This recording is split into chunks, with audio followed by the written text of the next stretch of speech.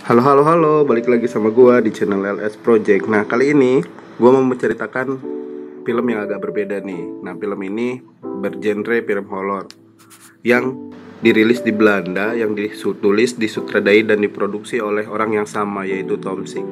Film ini menceritakan tentang seorang ahli bedah berkebangsaan Jerman yang tidak waras bernama Joseph Heither. Terkenal dengan bakatnya dengan sebagai dokter bedah kembar siam. Setelah pensiun, ia justru berambisi untuk menyatukan beberapa makhluk hidup untuk menjadi satu kesatuan baru yang bisa hidup bersama. Wih, ngeri ya. Dr. Hater ini memiliki pemikiran yang visioner tentang kehidupan makhluk hidup di masa mendatang.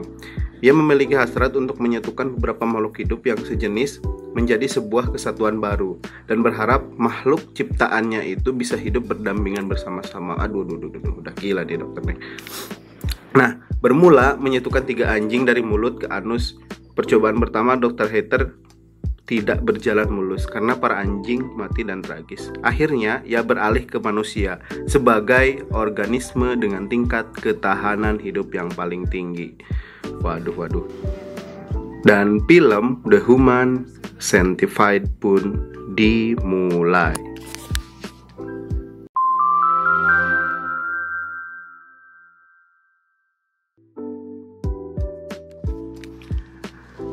Di awal scene diperlihatkan ada seorang dokter ahli bedah bernama Joseph Heither. Seperti biasa, supaya familiar, kita panggil saja Keweng.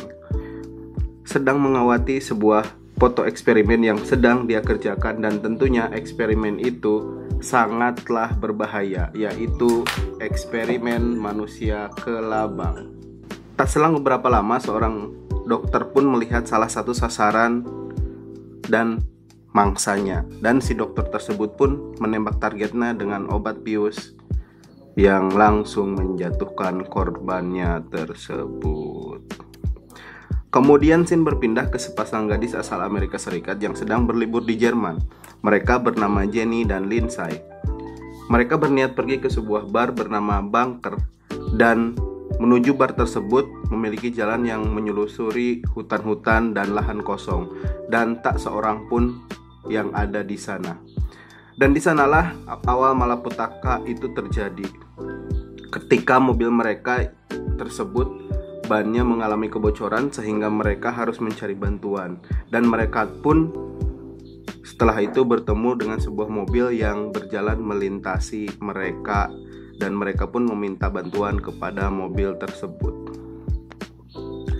Alih-alih membantu mereka, pria yang di dalam mobil tersebut malah meminta mantap. Ada-ada aja ini si bapak. Tapi akhirnya si Jenny dan Lindsay tersebut malah kabur dan memutuskan untuk mencari pemukiman yang bisa dimintai tolong oleh mereka.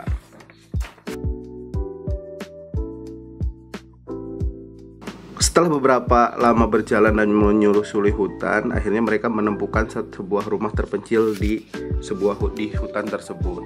Dan ternyata rumah tersebut adalah rumah yang dimiliki oleh si dokter Keweng. Setelah mengetuk beberapa lama, dokter Keweng pun langsung mempersilahkan kedua gadis itu duduk, dan mereka disuruh dan ditanyai untuk menceritakan apa yang terjadi. Kemudian setelah mereka menceritakan bahwa ban mobil mereka mengalami kebocoran di hutan, akhirnya si dokter Keweng tersebut pergi ke dapur untuk mengambilkan minum, alih-alih aja tuh ya, yang ternyata dicampuri dengan obat bius oleh si dokter Keweng tersebut.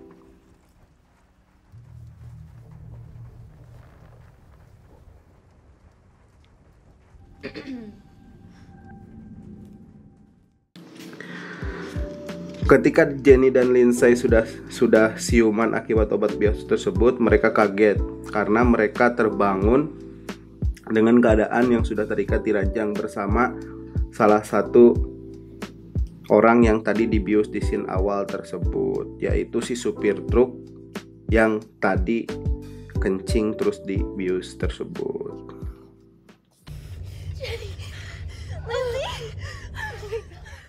Kemudian si dokter Keweng ini berbicara bahwa si supir truk ini tidak layak untuk masuk eksperimen mereka, dan akhirnya si supir truk itu dibius dan disuntikan obat mati. Waduh, ngeri.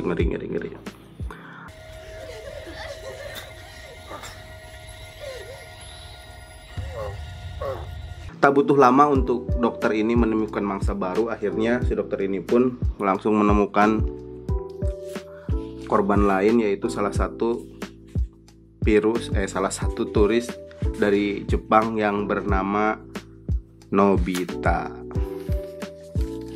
Bukan nama sebenarnya, biar lucu aja namanya Nobita. Keweng kemudian menjelaskan bahwa dia ingin menjadikan mereka bertiga sebagai manusia kelabang yang saluran pencernaannya saling terhubung antara satu dengan yang lainnya. Nah, untuk mewujudkan mimpi Keweng tersebut akan menempatkan mereka bertiga dalam posisi berbaris sambil menungging layaknya kereta api.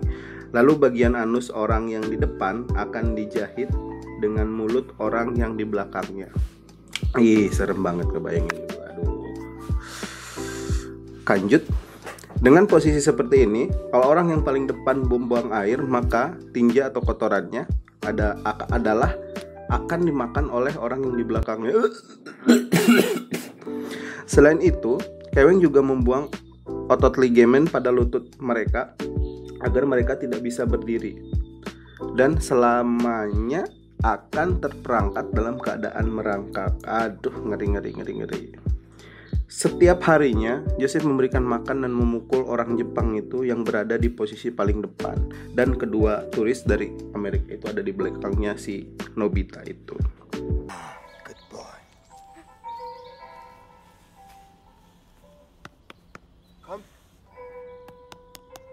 Come.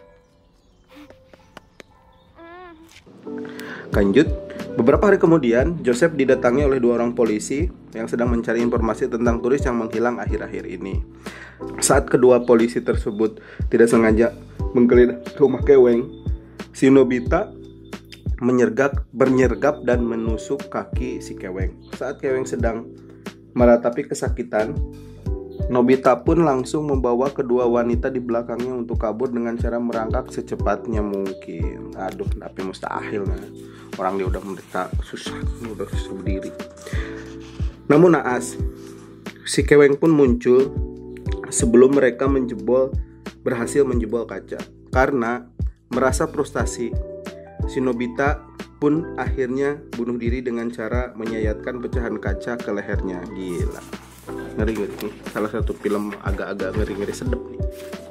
Lanjut, di saat yang bersamaan, kedua polisi itu pun datang lagi ke rumah Keweng. Nah, karena tadi disitulah kedua polisi ini berhasil dibunuh oleh Keweng. Namun Keweng juga terbunuh karena sebelum berhasil membunuh polisi tersebut sempat melepaskan beberapa tembakan ke kepala Keweng. Di ruangan lain, Jenny yang berposisi paling belakang juga meninggal akibat keracunan tinja. Aduh, ngeri. Kini yang tersisa hanya Lindsay. Dan Lindsay juga bingung karena dia tidak bisa kemana-mana karena orang yang di depan dan di belakangnya sudah meninggal. Wah, si Lindsay tinggal menghitung hari saja. Dan film pun selesai. Ending yang sangat mengoek-oekkan.